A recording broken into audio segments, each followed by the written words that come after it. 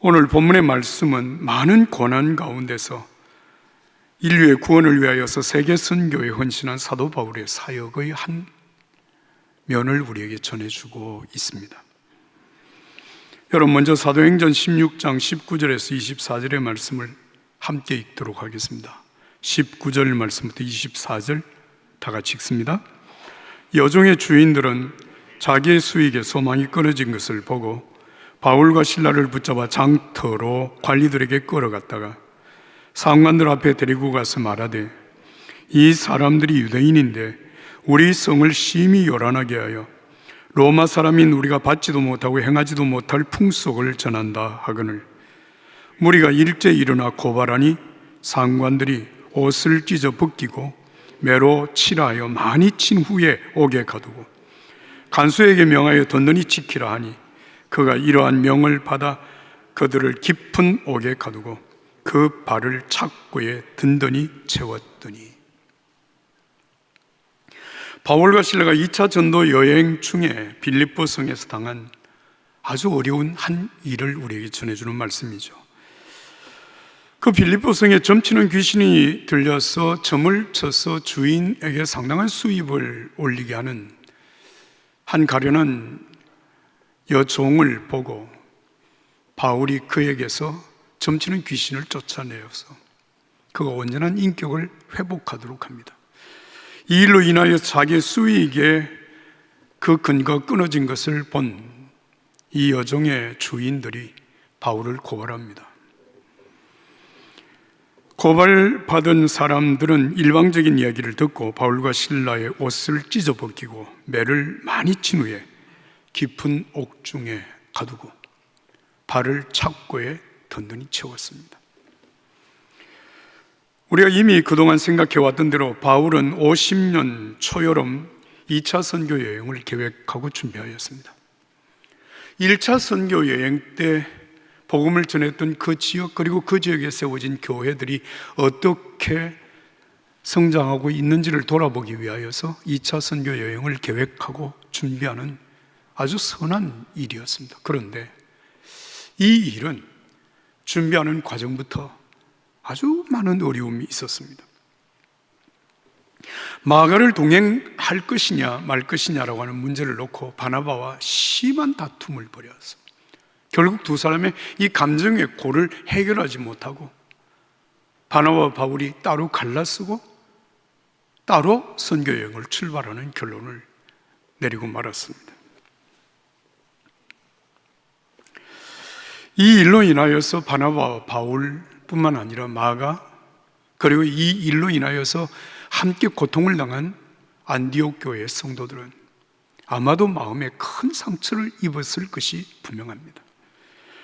자, 이렇게 보면 2차 선교 여행은 사실 시작부터 많은 사람들이 마음에 상처를 안긴 채 시작하게 되었다라고 하는 말입니다. 바나바와 갈라쓴 바울은 실라를 동역자로 선택하고 선교를 떠납니다.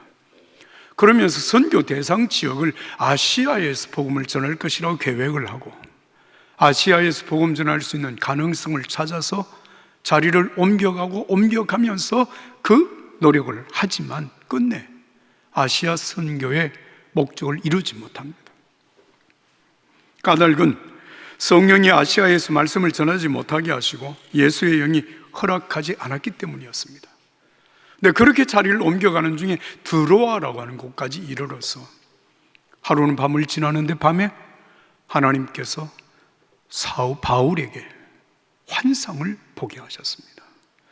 마게도니아 지역에 산 사람이 손짓을 하면서 와서 우리를 도와달라고 하는 간절한 요청을 보는 환상을 본 후에 바울은 하나님께서 아시아의 선교의 길을 막으신 것이 바로 이 마게도니아 지역, 다시 말하면 오늘의 유럽 지역에 복음을 전하라고 하시는 것이 하나님의 뜻이다, 그렇게 받아들이고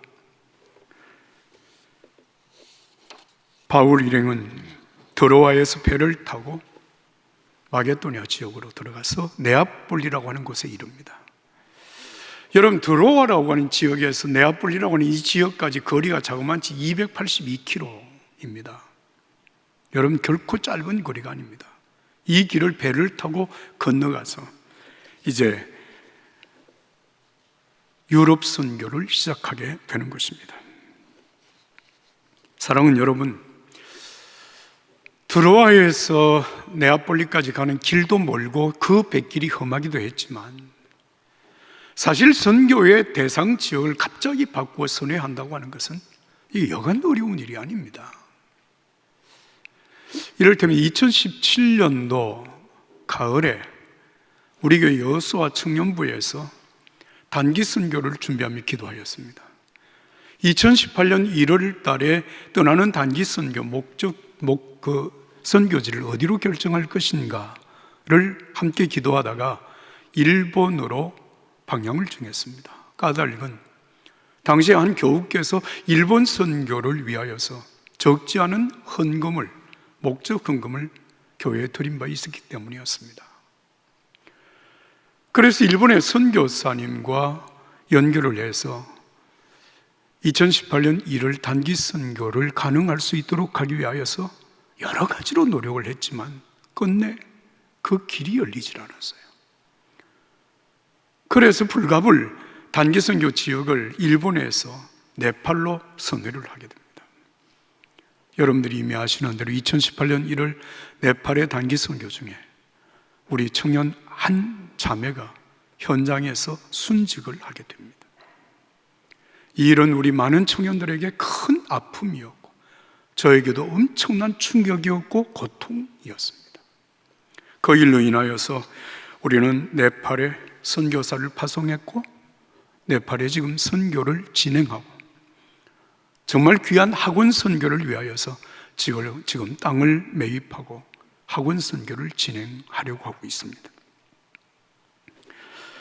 여러분, 선교라고 하는 것은 하나님이 허락하심으로만 가능한 일이기는 하지만 여러분, 선교 중에 목적지를 갑자기 선회한다고 하는 것은 이것은 사실 엄청난 충격이기도 하지만 많은 어려움이 아닐 수가 없는 것입니다. 바울 일행이 유럽에 도착을 한 이 첫 번째 성이 바로 빌립보 성이었습니다. 여기에서 복음을 전하는 중에 정말 뜻밖의 결실을 얻은 것은 두아디라시에 있는 자주 옷감을 파는 누디아라고 하는 여성을 만났고 그 온 가족이 함께 세례를 받는 쾌거를 경험하게 되었습니다. 루디아의 가정이 구원을 받고 난 이후에 이어지는 내용이 바로 오늘 이 본문의 말씀입니다. 빌립보 지역의 복음을 전하는 중에 점치는 귀신 들린 여종 하나를 만나게 되었고 그 여종에게서 귀신을 쫓아내는 일로 인하여서 바울 사도는 고발을 당하고 많은 어려움을 겪게 된 것입니다. 사랑하는 여러분, 하나님의 사람들이 하나님의 일에 헌신하는 과정에서 이런 어려움을 당하게 되면 그 어려움을 어떻게 해석하는 것이 맞을까요? 하나님이 원하시지도 않는 일을 자기 열심이 너무 지나쳐서 일을 하려고 하다가 어려움을 당하는 것일까요? 아니면 선교팀을 꾸리는 가운데 동역자와의 의견 충돌로 말미암아서 그 의견 충돌을 화해로 만들지 못하고 결국 서로 분열하고 상처를 가지고 떠난 그 일로 말미암는 하나님의 징계를 받은 일일까요? 아니면 영혼 구원, 하나님의 전도, 말씀을 전하는 일이라고 하는 이 소중한 일을 너무 과도하게 해서 타 종교의 영역을 침범한 까닭에 이런 지금 어려운 일을 당하는 것일까요? 여러분, 실제적으로 이런 일들이 선교 현장에서 일어나고 있다는 것을 우리는 알고 있습니다. 그러나 오늘 이 본문의 말씀을 보면 바울 사도가 지금 매를 맞고 감옥에 갇힌 것은 점을 치는 여종으로부터 많은 수익을 얻던 주인들이 수익의 근원이 끊어졌다고 하는 사실 때문에 바울 일행을 고발하고 지금 그 일로 말미암아 바울 일행은 말할 수 없는 고통을 겪게 된 것입니다. 제가 여러분들에게 한 가지 질문을 하겠습니다. 여러분 혹시 예수님을 믿는다고 하는 일 때문에 혹시 예수님을 전도하는 일 때문에 고난을 당해본 적이 있으십니까? 제 친구 중에 한 목사님은 아무 집안이 예수를 믿지 않는데 혼자서 예수님을 믿는다고 하는 이유 때문에, 그 형제가 8명이었는데 맨 마탱이 하루는 제 친구를 불러서 무릎을 꿇혔습니다. 너 꼭 예수 믿어야 되겠니? 만약에 예수를 믿겠다고 하면 내가 너를 죽여버리겠다고 칼을 들고 동생을 협박했습니다. 그 친구는 울면서 큰형에게 얘기합니다. 형님, 제가 다른 모든 일은 다 복종할 수 있습니다. 그러나 예수 믿는 것만은 제가 포기할 수 없습니다. 마침내 그 가정 전체가 구원을 받고, 여러분, 이분은 지금 큰 교회를 담임하시는 목회자가 되셨습니다. 작년에 우리 교회 부흥회를 오셨던 수원성 교회 담임 목사님이십니다. 예수를 믿는다고 하는 이유 때문에 죽음의 위협을 당하고 고통을 겪었던 분입니다. 제 친구 중에 한 사람은 신학교에 가서 공부를 하겠다고 하는 이유 때문에 집안에 쫓겨나고, 공부하는 동안에 한 푼도 집안에서 도움을 받지 못하고 고통을 겪었던 친구도 있습니다. 사랑하는 여러분, 예수를 믿는다고 하는 이유 때문에, 혹은 예수님을 전도한다고 하는 이유 때문에 박해를 당할 때, 여러분, 예수님의 말씀을 기억하십시오. 마태복음 5장 10절 이하의 말씀입니다. 의를 위하여 박해를 받는 자는 복이 있나니 천국이 그들의 것이라. 나로 말미암아 너희를 욕하고 박해하고 거짓으로 너희를 긋슬러 모든 악한 말을 할 때는 너희에게 복이 있나니 기뻐하고 즐거워하라. 하늘에서 너희 상이 큼이라. 너희 전에 있던 선지자들도 이같이 박해하였느니라. 할렐루야, 할렐루야. 사랑하는 여러분, 예수님 때문에, 믿음 때문에, 여러분 그 사명을 감당하는 것 때문에 혹시 고난을 당한다면 기뻐하고 즐거워하십시오. 하늘에서 상이 있습니다. 이어지는 말씀, 사도행전 16장 25절에 34절까지 말씀을 함께 읽습니다. 25절부터 34절입니다. 한밤중에 바울과 실라가 기도하고 하나님을 찬송하며 죄수들이 듣더라. 이에 갑자기 큰 지진이 나서 옥토가 움직이고 문이 곧 다 열리며 매인 것이 다 벗어진지라. 간수가 자다가 깨어 옥문들이 열린 것을 보고 죄수들이 도망한 줄 생각하고 칼을 빼어 자결하려 하거늘 바울이 크게 소리질러 이르되 내 몸을 상하지 말라, 우리가 다 여기 있노라 하니 간수가 등불을 달라 하며 뛰어들어가 무서워 떨며 바울과 실라 앞에 엎드리고 그들을 데리고 나가 이르되 선생들이여 내가 어떻게 하여야 구원을 받으리이까 하거늘 이르되 주 예수를 믿어라. 그리하면 너와 내 집이 구원을 받으리라 하고 주의 말씀을 그 사람과 그 집에 있는 모든 사람에게 전하더라. 그 밤 그 시각에 간수가 그를 데려다가 맞은 자리를 다 씻어주고 자기와 온 가족이 다 세례를 받은 후 그들을 데리고 자기 집에 올라가서 음식을 차려주고 그와 온 집안이 하나님을 믿음으로 크게 기뻐하니라. 할렐루야, 정말 할렐루야입니다. 밤에 깊은 옥중에서 바울과 실라가 기도하고 하나님을 찬송할 때 정말 놀라운 하나님의 역사, 하나님의 기적을 경험하였습니다. 굳게 닫힌 옥문이 열리고 발을 꽁꽁 묶고 있던 착고가 다 풀렸습니다. 그를 감시하던 간수와 그 온 가족이 다 세례를 받고 온 집안이 하나님을 믿음으로 크게 기뻐하였다는 것. 정말 할렐루야입니다. 여기 중요한 것은 여러분 옥중에 일어났던 이 하나님의 기적으로 말미암아서 간수와 온 가족이 다 세례를 받고 하나님을 믿었으므로 크게 기뻐하였다. 사랑하는 여러분, 이 한 가정이 구원받은 것으로 끝나지 아니하고 이 간수의 가정을 통하여서 여러분 세워진 결과가 있습니다. 그것이 바로 빌립보 교회였습니다. 여러분 구원받은 사건으로 끝나지 아니하고 그들을 통하여 세워진 이 빌립보 교회를 통하여서 수많은 사람들이 구원을 받고 하나님의 나라가 이 땅 위에 견고하게 세워져 갔다는 사실을 우리는 기억하는 것입니다. 선교 초기부터 사도 바울의 이 삶에는 정말 많은 어려움이 있었고 힘들었지만 그럼에도 불구하고 사도 바울은 선교의 사명을 포기하지도 않았고 어려움을 당하는 것 때문에 하나님을 향해서 원망을 하거나 불평하지도 아니하고 묵묵히 그 사명을 감당해 갔습니다. 힘들고 어렵지만 정말 매맞아 아프고 고통스럽기는 하지만 그 옥에 갇힌 상황 속에서 하나님께 기도하고 찬송할 때 하나님의 역사를 경험하게 된 것입니다. 어떻게 여러분 그 상황에서 하나님께 기도하고 찬송할 수 있었을까요? 비록 고난 중에 있었지만 나를 구원하신 예수 그리스도의 그 은혜를 생각하니 감사하고, 내가 지금 고난받는 이 자리 가운데도 여전히 주님이 나와 함께 하신다고 하는 사실을 생각하니 정말 기쁘고, 그래서 기도하고 찬송하고 기쁨으로 하나님께 감사하는 사도 바울과 실라의 모습을 우리가 보게 되는 것입니다. 우리는 오늘 이 말씀 속에서 주목하여 보아야 할 것이 바로 이 부분입니다. 사랑하는 여러분, 정말 하나님 앞에 기도하고 찬송할 때 일어나는 하나님의 놀라운 역사입니다. 사랑하는 여러분, 오늘 우리가 예수님의 이름으로 기도하고 하나님을 찬송하게 될 때 하나님은 여전히 살아계시고 우리 가운데 바울과 실라에게서 역사하셨던 것과 같은 하나님의 역사는 오늘도 계속될 줄로 믿습니다.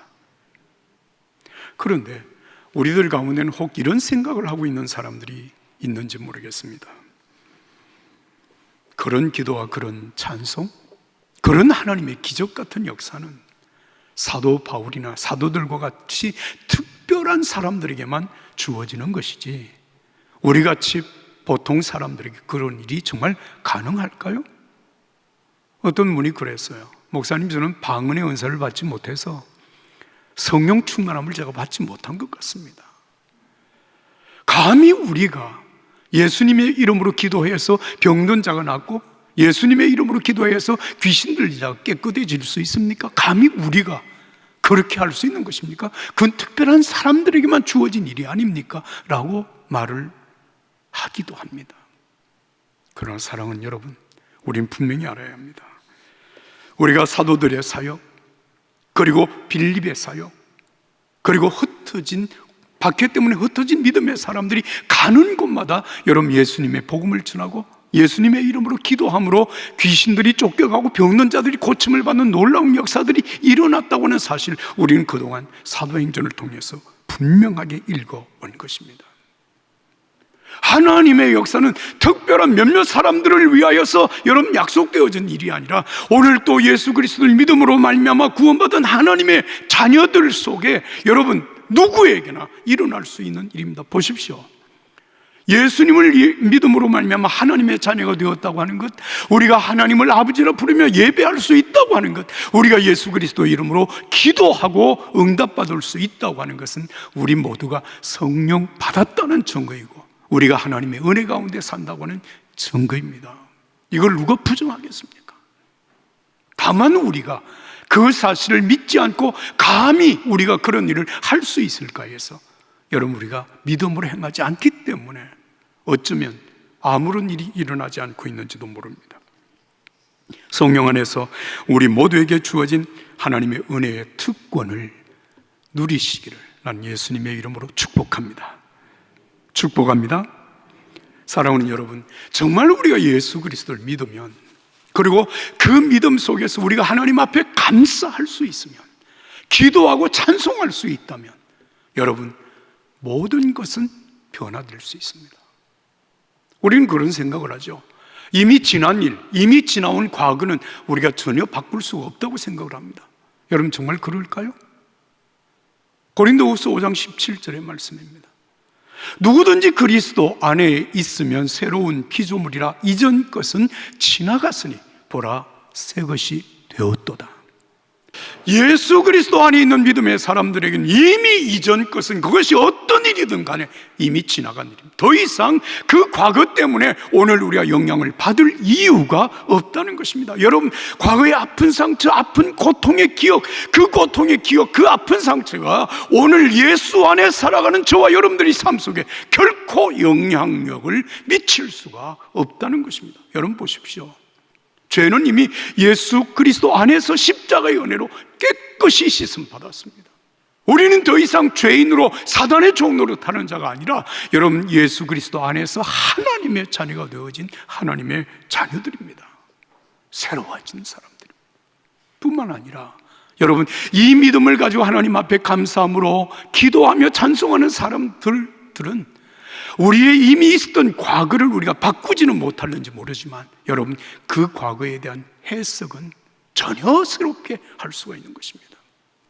그 과거의 어려움, 고통, 아픔이 오늘 우리의 삶 속에 여전히 고통스러운 기억으로 남는 것이 아니라 그 고통 때문에 내가 오늘 예수 그리스도 안에 있고 이 믿음으로 하나님의 자녀로 살아간다고 하는 사실을 생각하면 그 고통도 하나님의 은혜의 통로가 되었다는 사실을 우리는 알고 그렇게 해석할 수 있는 것입니다.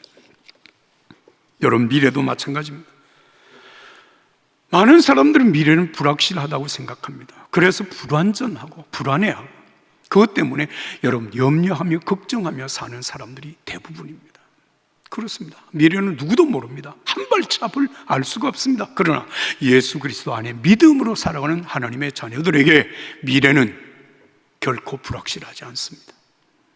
지금까지 우리를 인도하신 예수님께서 우리의 미래를 선하게 인도하실 줄로 믿습니다. 고린도후서 5장 1절과 2절의 말씀입니다. 만일 땅에 있는 우리의 장막집이 무너지면 하나님께서 지으신 집고 손으로 지은 것이 아니요 하늘에 있는 영원한 집이 우리에게 있는 줄을 아느니라. 참으로 우리가 여기 있어 탄식하며 하늘로부터 오는 우리 처소로 덧입기를 간절히 사모하노라. 빌립보서 1장 23절과 24절의 말씀입니다. 내가 그 둘 사이에 끼어 있으니 차라리 세상을 떠나서 그리스도와 함께 있는 것이 훨씬 좋은 일이라. 그렇게 하고 싶으나 내가 육신으로 있는 것이 너희를 위하여 더 유익하리라.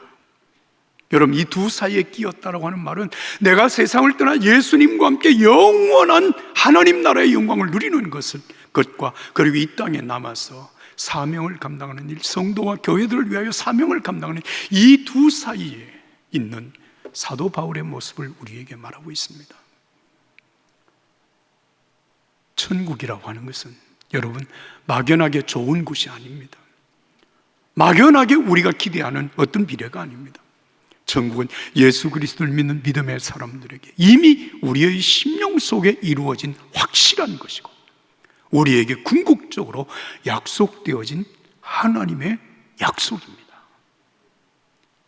이 땅에 살면서 여러분 천국을 바라본다고 하는 것은 여러분 이 땅에 살기가 힘드니까 천국으로 우리의 생각을 여러분 도피적으로 생각하는 것이 아니라 분명한 주님의 약속 속에 있는 천국을 바라보면서 오늘의 어려움을 이겨내고 오늘 우리의 사명의 삶을 감당해가는 힘이 바로 미래에 대한 확실한 믿음입니다. 여러분 믿음의 사람들, 은혜 받은 성도들은 어떤 형편에서든지 원망하거나 불평하지 아니하고 묵묵히 기쁨으로 기도하고 찬미하며 감사함으로 자기의 삶, 사명을 감당해가는 사람입니다. 하나님께서 오늘도 우리를 이미 성령으로 인도하셨고 하나님의 자녀로 오늘까지 살아오게 하신 그 은혜로 여러분 감사하십시다. 기도하고 찬송합시다. 그 속에서 우리의 과거가 바뀌고 우리의 미래가 바뀝니다. 그리고 오늘 우리의 삶이 어떻게 살아야 할 것인지를 우리는 확실히 깨닫게 됩니다. 이 은혜로 여러분들의 삶 속에 하나님이 베푸시는 기적 같은 은혜의 역사가 이어질 수 있기를 예수님 이름으로 축복합니다.